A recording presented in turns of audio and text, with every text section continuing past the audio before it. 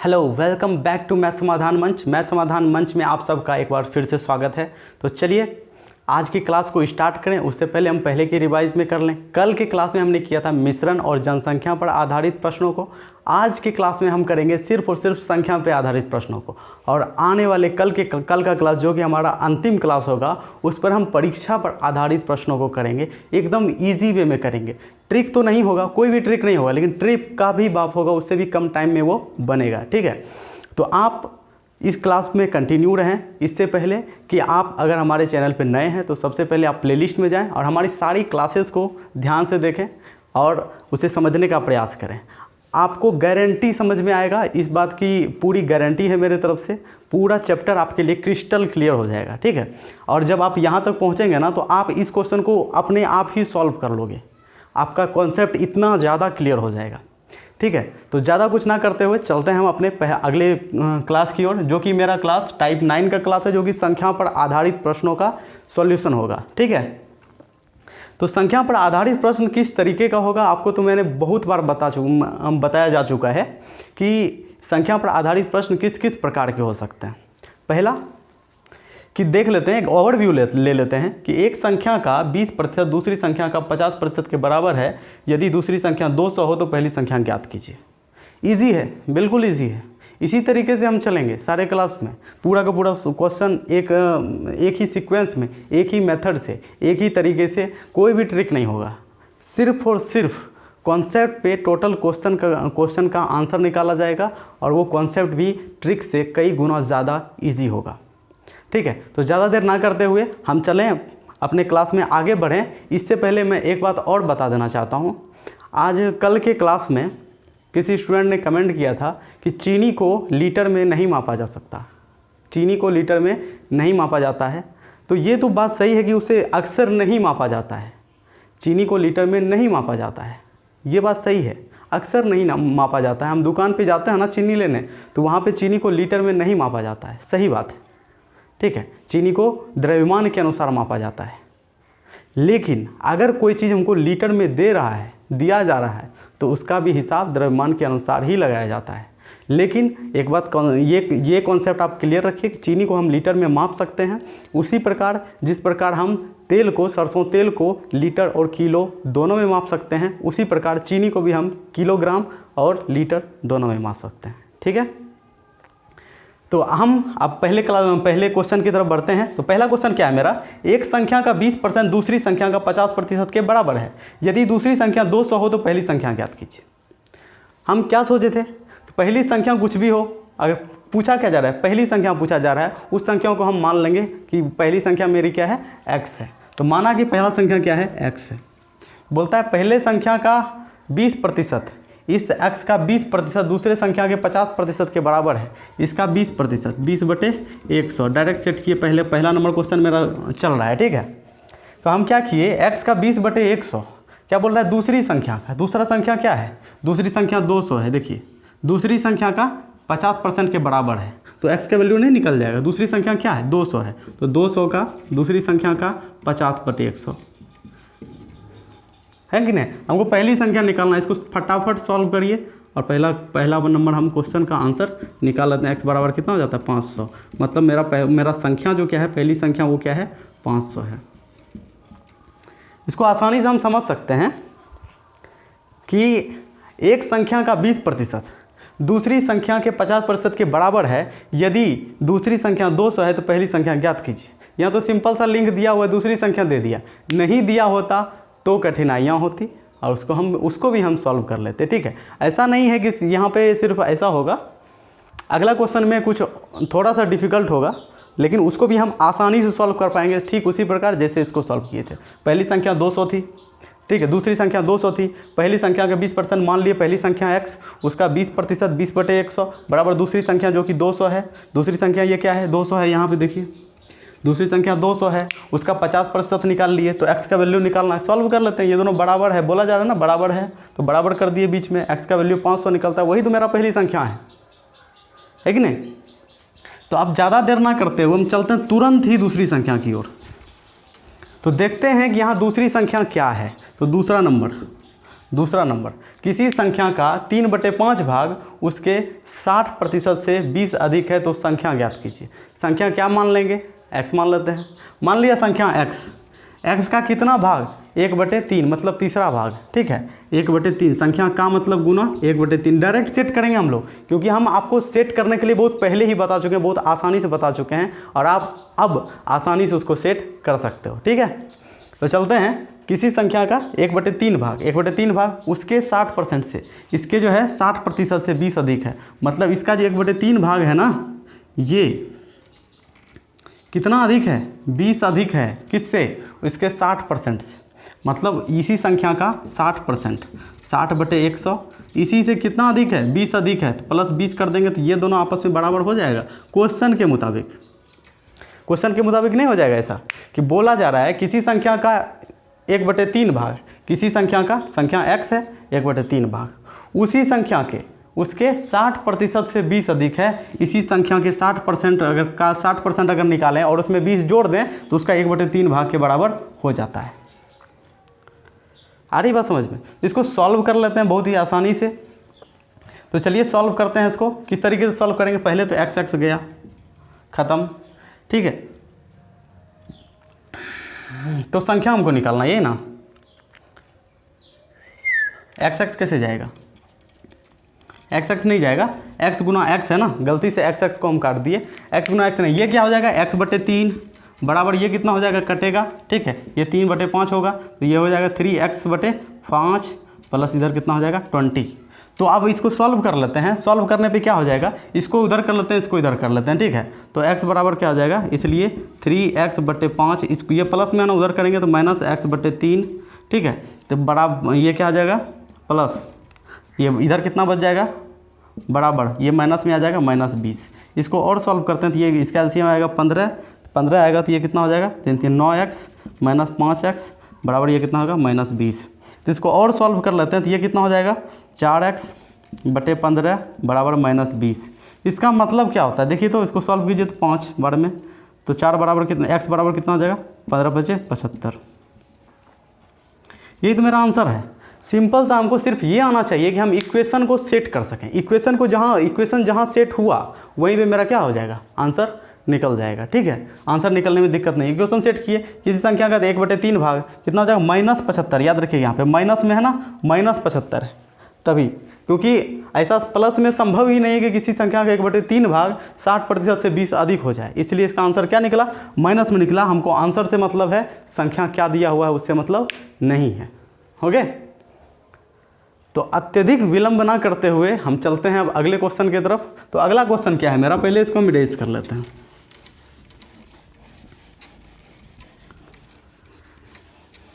तो देखते हैं कि अगला क्वेश्चन मेरा है क्या, आखिर कुछ तो होगा, उसी को हम देख लेते हैं। किसी संख्या का 3/7 भाग उसके 40% से 12 अधिक है तो संख्या का 60% कितना होगा। किसी संख्या का 3/7 भाग उसके 40% से 12 अधिक है तो संख्या का 60% कितना होगा। तो संख्या हम क्या मान लेंगे, x, संख्या मान लेते हैं x, उसके 3/7 भाग का, संख्या का 3/7 भाग, ठीक है, मान लिए। ये किसके बराबर है, तो संख्या के 40% से 12 अधिक है। ये चीज़ जो है, ये जो चीज़ हम निकाले हैं, ये जो है संख्या का मतलब x का 40% में अगर जोड़ देते हैं हम 12, तो ये क्या हो जाता है, ये दोनों आपस में बराबर हो जाता है। बता रही समझ में, कैसे होता है बराबर, क्योंकि बोल रहा है कि ये ऐसा अगर निकालते हैं ना, इतना प्रतिशत से ये 12 अधिक हो जाता है। दोनों को बराबर करने के लिए इसमें 12 जोड़ देंगे तो दोनों बराबर हो जाएगा। मेरे पास 80 रुपया है, आपके पास 100 रुपया है, ठीक है। अगर कोई बोला जाए कि मेरे पास जितना भी पैसा है ना, वो आपसे 20 कम है, तो हमको आपके बराबर करने के लिए क्या करेंगे, मेरे में 80 रुपये में 20 रुपया जोड़ देंगे तो आपके बराबर हम हो जाएंगे। सेम टू सेम वही काम हम यहाँ पे कर रहे हैं, ठीक है। तो इसको हम इक्वेशन में सेव कर लेते हैं। तो क्या कहता है, संख्या का 3/7 भाग किसके बराबर है, संख्या के 40% 40/100% से 12 अधिक है, तो 12 इसमें जोड़ दिए, ठीक है। अब 12 जोड़ दिए तो ये इसके बराबर हो जाएगा। तो अब इसको सॉल्व कर लेते हैं, तो ये हो जाएगा 3x/7, इसको कटा लेते हैं, ये 2/5 हो जाता है, कोई दिक्कत है नहीं होनी चाहिए। 2x/5 प्लस यहाँ कितना होगा 12, इसको इधर कर लेते हैं, उसको उधर ही छोड़ देते हैं। 3x/7 माइनस 2x/5 = 12, ठीक है। इसको और सॉल्व करते हैं, ये हो जाता है 35, ठीक है। ये 35 हो जाता है, ये हो जाता है 15x माइनस ये कितना हो जाता है 14x बराबर कितना 12। तो मेरा आंसर क्या निकलता है यहाँ पे देखिए, तो x बटे 35 बराबर 12, इसलिए x बराबर डायरेक्ट लिख सकते हैं 35 को उधर कर देंगे 12 गुना 35, इतना तो कर ही सकते हैं 35 गुना 70 के 0 बाकी 7, 35 7 कितना 42, 420 संख्या है। लेकिन क्वेश्चन ये नहीं पूछा जा रहा है कि संख्या क्या है, क्वेश्चन ये पूछा जा रहा है कि ये जो संख्या है मेरा, ये जो संख्या है उसका 60% कितना होगा। ये जो संख्या हम निकाले इसका 60% भी निकालना है, तो 60 बटे 100 कर देते हैं, 2 0 2 0 गया, 14 दूनी 12, 24 2 24 1 25, कोई दिक्कत, यही क्या हो जाएगा मेरा आंसर हो जाएगा। यही तो पूछा जा रहा था ना, इस संख्या का 420 का 60% कितना होगा, निकाल लिए हम 60%। किसी भी तरह का दिक्कत तो नहीं है अभी। अगर दिक्कत नहीं है तो हम चलते हैं अब अगले सवाल की तरफ। तो देखिए संख्या पर आधारित जितने भी प्रश्न हैं उसको मैंने एक ही पेज पे उतारने का प्रयास किया है, ठीक है। जितने भी प्रश्न हैं संख्या पर आधारित, परसेंटेज के संख्या पर आधारित जितने भी प्रश्न हैं उसको मैंने एक ही पेज पे उतारने का प्रयास किया है। इससे ज़्यादा संख्या पर आधारित नहीं रहेगा कि इस संख्या से इतना अधिक करके जो जितना भी क्वेश्चन रहेगा वो सब इसी पे आधारित रहेगा, ठीक है। जैसे कि एक बात और है यहाँ पे देखिए, चौथा नंबर क्वेश्चन अगर देखते हैं तो उसमें एक बात क्या है, किसी संख्या का 14वां भाग 12 के बराबर है। उस संख्या का 14वां भाग अगर लेते हैं तो वो किसके बराबर है 12 के बराबर है, तो संख्या का 150% कितना होगा, यही बात बोल रहा है ना। तो 14वां भाग मतलब क्या समझिए आप, अगर हम बोले कि आपको हम आधा देते हैं, ठीक है, मतलब हम मेरे पास जो भी सामग्री उसको हम 2 भाग में बांटते हैं और आधा आपको देते हैं। आधा देने के लिए कितना करेगा, हमको 2 भाग में बांटना होगा। अगर हम इस मार्कर को, हमको इस मार्कर से आपको आधा देना है तो हम क्या करेंगे, इस मार्कर को 2 भाग में पहले कट करेंगे, फिर हम आपको उसमें से 1 भाग वापस देंगे, ठीक है। तो 1 भाग वापस देंगे क्या, हाँ ठीक है। कोई आया था, कोई बात नहीं, आगे चलते हैं। किसी संख्या का 14वां भाग 12 के बराबर है तो संख्या का 150% कितना होगा, ठीक है, ये पूछा जा रहा है। तो 14वां भाग 1/14, किसी संख्या का 1/14 बराबर कितना है 12 है, तो इसलिए x बराबर कितना हो जाएगा, 14 गुना 12 करते हैं, बड़चौक 48 8 बाकी 4 12 4 16, इतना हो जाएगा। आसानी से निकाल सकते हैं ना, तो इसी तरह से हम आसानी से निकाल के हम इसको सेट कर लेते हैं, ठीक है। पूछा जा रहा है उस संख्या का 150% कितना होगा। सबसे पहले हम संख्या निकाल लेते हैं, ठीक है। तो संख्या निकाल लेते हैं, संख्या बराबर क्या हो जाएगा, x का 1/3 भाग आदि 1/14 भाग बराबर कितना हो जाएगा 12। तो हमको सिंपल सा संख्या x का वैल्यू निकाल लेना है पहले, उसके बाद क्या करेंगे हम 150% उसका निकाल लेंगे, आसानी से निकाल लेंगे। तो क्या हो जाएगा देखते हैं यहाँ पे, तो x का वैल्यू क्या हो जाएगा, x बराबर 14 28 का 8 बाकी 2 14 2 16, 168 निकल गया। संख्या तो मेरा निकल गया आंसर, लेकिन पूछा जा रहा है उसका 150% कितना होगा, गुना 150/100।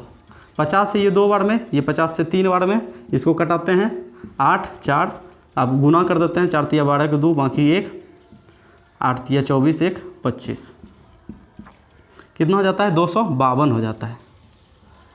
8 तिया 24, 4 तिया 12 के 2 बाकी 1, 8 तिया 24 1 25, कितना हो जाता है 252 हो जाता है। कोई दिक्कत है यहाँ पे।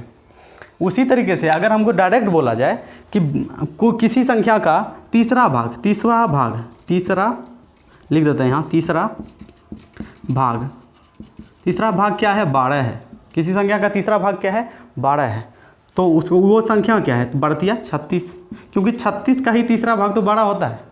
उसी तरीके से बोला किसी संख्या का 14वां भाग क्या है 12 है, तो 14वां भाग उसका आंसर क्या हो जाएगा 168।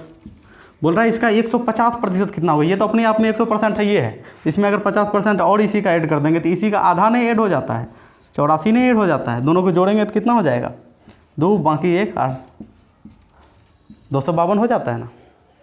तो हम किसी भी कॉन्सेप्ट से बना सकते हैं उसको, ठीक है।